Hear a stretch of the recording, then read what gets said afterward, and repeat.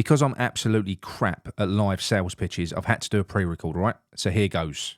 Are you looking for top quality tea and coffee? Well, look no further than the Kent and Sussex Tea and Coffee Company. Owned by a fellow West Ham fan, David. Whether you're after a loose leaf tea with health benefits, tea bags, I mean, my personal favourite is Pluckley tea, or a wide selection of coffee beans or grounds, they've got you covered. As a bonus, use a discount code Claret15 at checkout and get 15% off your order. Quality brews at a great price. What more could you ask for? That wasn't too bad, was it? Right, on with the show. The Daily Ramble Podcast. Hello, everyone. Welcome to Claret and Booze. My name's Nick. This is a Daily Ramble. I'm recording this the night before. I'm going to be honest. All right, so good morning, but it's going to be good evening for me and good night very shortly. I've been feeling rough in the mornings, all right, so I've not been in the right state to record a video, so I feel all right at a minute. Hopefully I won't start coughing, so let's see if I can get through the next 10 minutes or 15 minutes or however long it takes me. First of all, as always, if you're new to this channel, as many of you are, welcome to all the new subscribers that we've had in the last few weeks. Been a nice little spike. Welcome aboard. But likewise, if you're new to the channel and you haven't subscribed yet, please do. It's free. And don't forget, the one thing that you can do, I always say it, and I know you find it annoying, drop a like on the video. Only takes a second. Really does help the channel. So what we're going to talk about today is we're going to look ahead to the game at the weekend. We're going to discuss what the starting lineup could be, what it should be, and what it will be. Talk about the result and what the impact of that could be with the international break coming up, i.e. win, lose or draw, what the outcome for Loppy could be. Looking ahead to the fixtures that we've got coming up afterwards, you know, you've got Spurs, Man United and Nottingham Forest away. Not easy fixtures. This is a bit of a must-win, really. That will take us up to 10 games, I believe, the Nottingham Forest away fixture, which that was what a lot of people said. They said, give him 10 games. And look, I do agree with that. As frustrated as I'm getting, I'm not stupid. There is every chance that Lopetegui, it could click for him. And look, hopefully it does. We don't want to go through a managerial change if we don't have to. We've got a load of players in. A lot of them have been requested by Lopetegui. So, look, ultimately, the best thing that could happen for all concerned is that Lopetegui proves a lot of us wrong, me especially, because I've been a big critic, and everything turns out well. But we'll see. We'll talk about that anyway. What I did do, though, I did record a video yesterday. I tried to upload it to YouTube, wouldn't let me. So it's nice. I was quite proud of it. There's highlights in there, but YouTube won't let you because I didn't get a copyright strike, thankfully, but they said you're not allowed to. It was blocked. So I uploaded it to a platform called Rumble. If you go to rumble.com and search up Claret and Booze 66, you'll see the video in there. Just have a little. It's similar sort of thing to YouTube, same sort of thing. The link will be in the description of this video anyway. Give it a watch. It was good. It's about Mohamed Kudus. So yeah, we're not going to be talking in depth about Kudus in this video, really. As we know, Fulkrug, he's still injured. They was expecting him back a bit sooner, so they say. But as I said at the time when it happened, you know, an Achilles injury, An Achilles injury isn't something that you can it's not a 1 week, 2 week thing. It's not.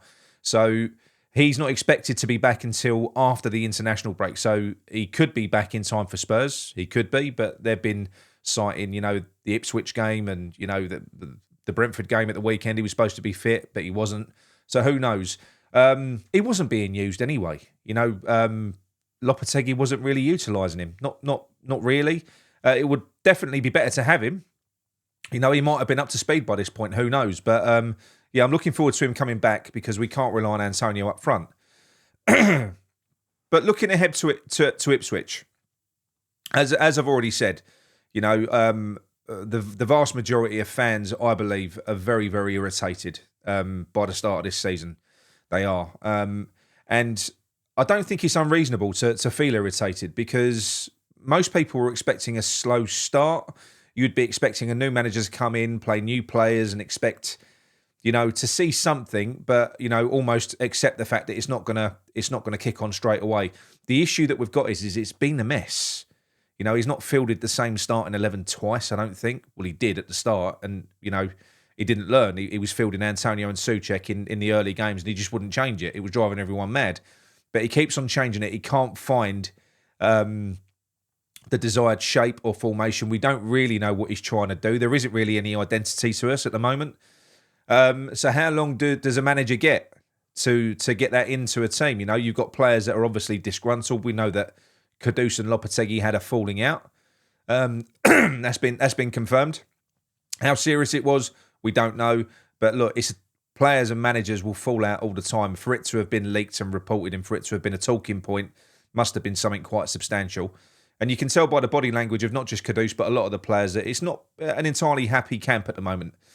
But then on the other side of that, you've got to understand that where West Ham are not playing very well at the moment, fans are not happy. That does all leak into the team as well. So everyone's happy when they're winning and they're playing well. We ain't playing well at the moment, you know, and we're not doing that well in terms of points, are we? If you look at it really, 14th at the moment. Although you can't take much notice of the league table at this stage of the season. You know, I wouldn't care if we was sixth. Really, it means nothing. 6th, 14th, it will start to take shape at around about Christmas time. So this game really coming up against Ipswich, this is really pivotal because we've lost against teams that people say you would expect us to lose against. You can't moan about losing against Man City, Chelsea, Liverpool, Aston Villa. You expect to lose against them. We've got a draw against Fulham. We've got a draw against Brentford, and we've beat Palace. So we've kind of ground out results, and we have ground them out. In all of the games that we've played, that we've got points, they've probably not been our most impressive performances. I think our most impressive performances were Liverpool and Man City, and we shipped 8 goals across both those games. Fulham, we were lucky to get anything out of that. Palace, to a degree as well, they should have been 3 goals up in the first half. But we did end up sort of clicking into gear. We made the right changes, and, you know, we got the points. And Brentford, I just don't even know what happened there. I'm not going to even talk about that game anymore. I really, really did not enjoy that game. But there were some good points to take from it. Todibo was definitely a good point. We touched on that. We spoke about Todibo. Wan-Bissaka had a great game playing on the right side and the left side. It's so good to have a player that's so flexible and effective on either flank. You know, from what I've seen, I'm not too sure which side I prefer him on. I don't know.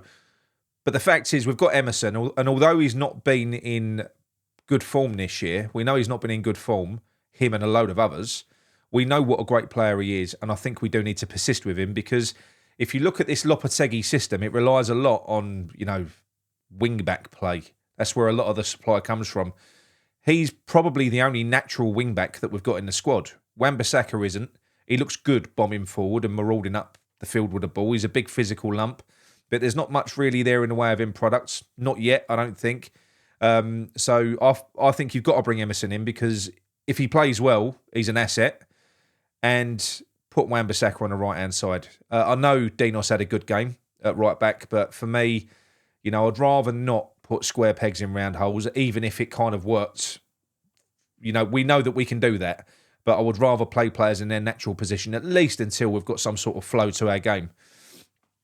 So, yeah, it's such an important game. Such an important game that we've got coming up.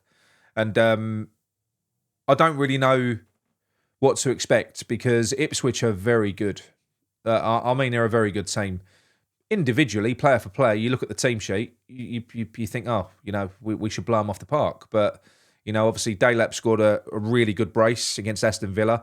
You know, they made Aston Villa look ordinary as well. When we all remember what Aston Villa did to us in the opening game of the season. They made us look less than ordinary, didn't they? So it's going to be interesting. It's not a given. It's not a given. I mean, if we was away, if we was at Portman Road, I'll be predicting a loss. But it is at home. A lot of this depends on, you know, whether Lopetegui can pick the right team and whether he can motivate the players and get them to implement his game plan. We should be beating Ipswich at home. I'm not underestimating them. Like I said to you, I think in terms of team play, they're a better team than us up to this point in this season. They've looked better than us. They've drawn against Villa. They've drawn against Brighton. They've looked good. They probably should have got more than a draw in both of those games as well. They've looked very, very good. I'm sure they've only lost 2 games against City and Liverpool, I think. So we're going to have our hands full. We're going to have to be on it if we're going to get anything out of the game. But that is where the difference should be our star players. I mentioned it in the video that's on Rumble. I was speaking about earlier on. They're the difference. Your players like Kudus, your players like Paqueta, your players like Bowen. Those are the players that separate us from... Sorry. Those are the players that separate us from the rest of the pack. Those are the players that should make us the best of the rest. And that's why it's so important that we play them and we get the best out of them. Because otherwise, we're no better than Nottingham Forest. We're no better than Bournemouth. We're no better than Fulham. We're not better than these teams. What makes us better are these wonderful players that we have. And I know that they can frustrate us sometimes when we feel like they're not pulling their weight or whatever else. But Lopetegui, this is where he's going to be judged. This is where he's going to be successful or he's going to fail. And that's going to be based on whether he can get the best out of these great players. It is, because that is what is going to make the difference in terms of where we finish in the table. It's all very well kind of, getting points here and there against the teams around you. But we're averaging a point a game at the moment. When you look at the fixtures that we've got coming up, as I've already said, after this one, you've got Spurs. Don't fancy that after watching them against Man United. You got Man United. You never know what team's going to turn up. But, they've been crap this year, but so have we. And you've got Nottingham Forest away. That is not an easy place to go to. So, this, like I said to you, he's got to get this right. Now, for me, what I've done is John has been calling for Mohamed Kudus to be tried out in the false nine role, if you like. So, this formation, this shape, isn't exactly what I would do. You see that triangle in the middle? I would invert that.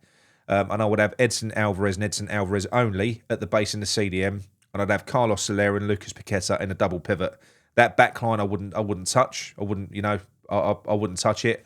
But I do think that Soler did look good when he came on the other day. Overcomplicates a few things, a little bit like Paqueta. But, we've seen it a few times now. Those two seem to be on a similar wavelength. I think that they could develop a really good partnership. And having those two in central midfield would mean that Alvarez could just sit and he could just be the stopper that we know he is, Having Tadibo and Kilman sat behind him, little bit of pace in those two. Really, really good competent centre-backs with Wan-Bissaka and Emerson. I think that could work well. Moving forwards, Somerville deserves a start on the left. Bowen, look, he can only play on the right. I'm convinced he can only play on the right. He can't play him as a centre-forward. And people have suggested him going in the 10. Well, when's that ever happened? Leave him on the right where we know he's effective. Kudus, however, has played as a false nine and does very often for Ghana. He plays in the 10. He's a central player. There's no reason why this guy can't be a success as a forward. I think he's more powerful, more explosive than Bowen. He's more tricky. He'll definitely go and have a go at the centre backs. And we need to get him on the score sheet. We've got to get him scoring. He's got to get his confidence up. He needs it.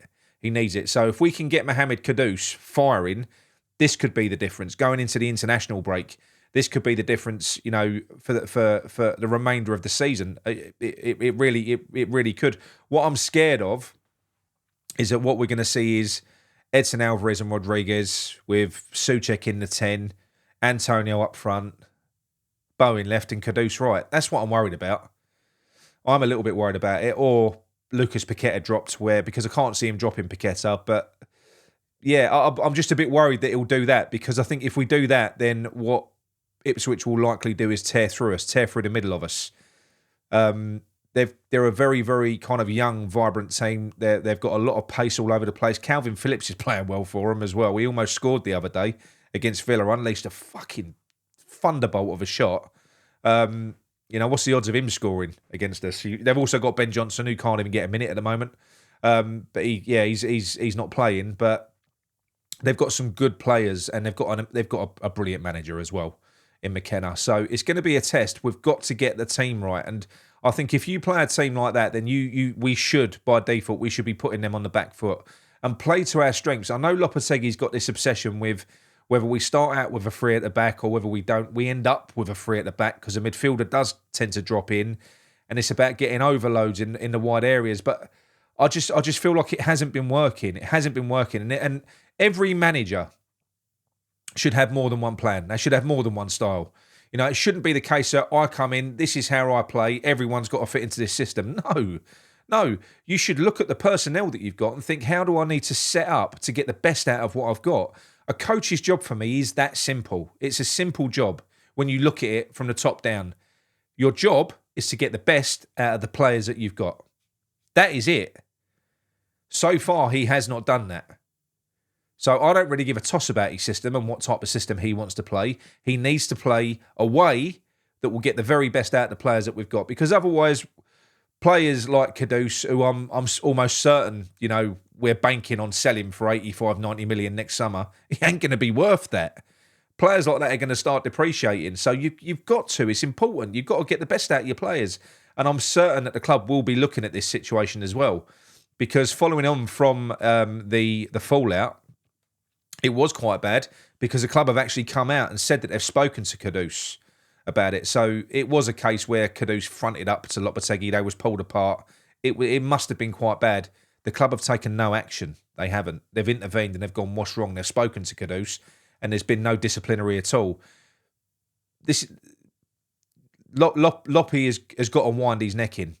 He's got to wind his neck in. I know a lot of people like the screaming and the shouting and the theatrics on the sidelines. Not really me. I mean, if you're Mohamed Kudus for a start, right? Say you are Mohamed Kudus. You've got a new manager that's come in. For a start, he doesn't really look like he knows what he's fucking doing so far, because he's playing in a system that ain't getting the best out of the team. He's playing you in your least effective position, and then you've got this guy barking at you, blood red, screaming at you constantly. How are you coping with that if that's your job? And it's all very well saying, oh, these guys earn all that money. This is still a job for them.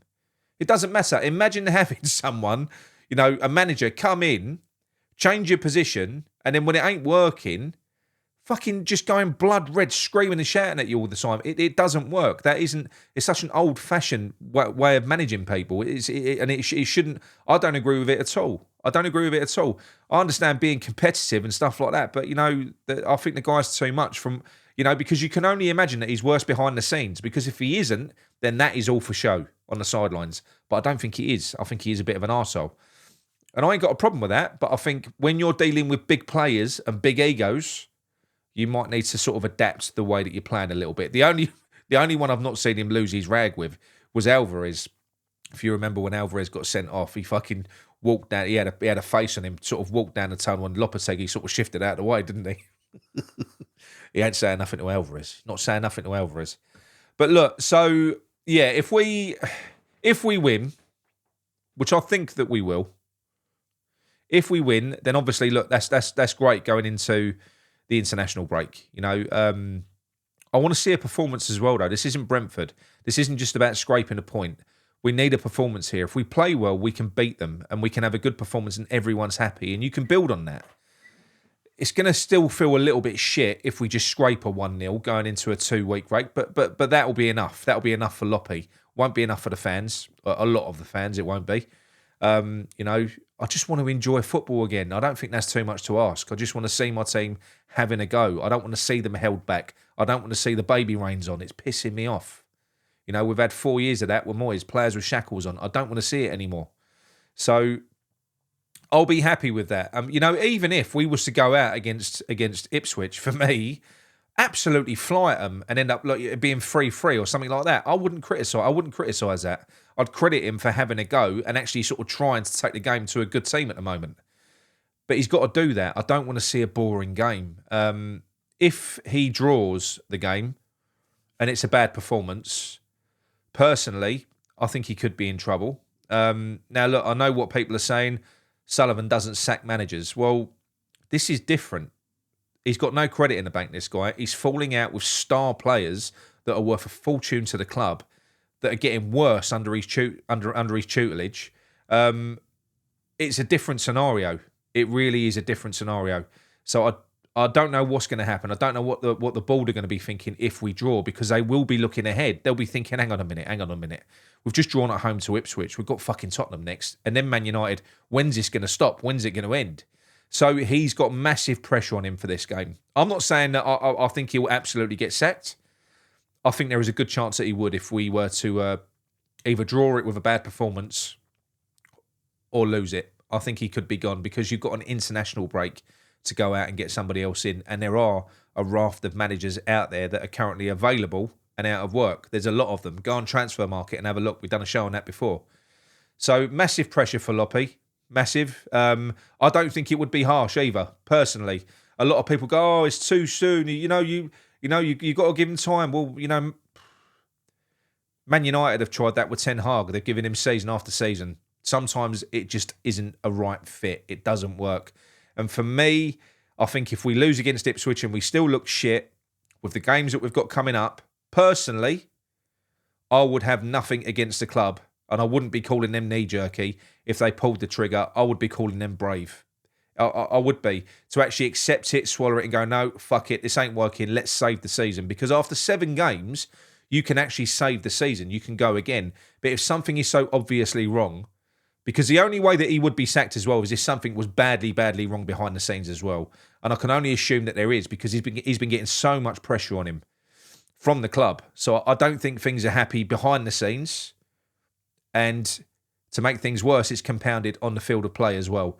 So, yeah, it's going to be interesting. Let me know what your thoughts are anyway. Let me know what your thoughts are. Sorry if that was a little bit rambly and jumbled. I'm a little bit got a head cold and I don't feel very well at the minute. All right, I don't feel very well. But yeah, I'm looking forward to it anyway. I'm looking forward to the game. Like I said to you, I don't think he's the right man for the job. Personally, I hope and I pray that he proves me wrong, because it is an upheaval to go for a change of manager again, and he can change my mind and everyone else's mind like that. He literally can, just by playing the right players, taking the shackles off and just letting them go. And it could be that simple for him. He's got great, great players. He's just got to not be so stubborn and not be such a fucking mad dictator, and just maybe let the players play a little bit. I think that should be enough for us to get past Ipswich. So, yeah, let me know what your thoughts are anyway on that video. And I will speak to you soon. Come on, you irons.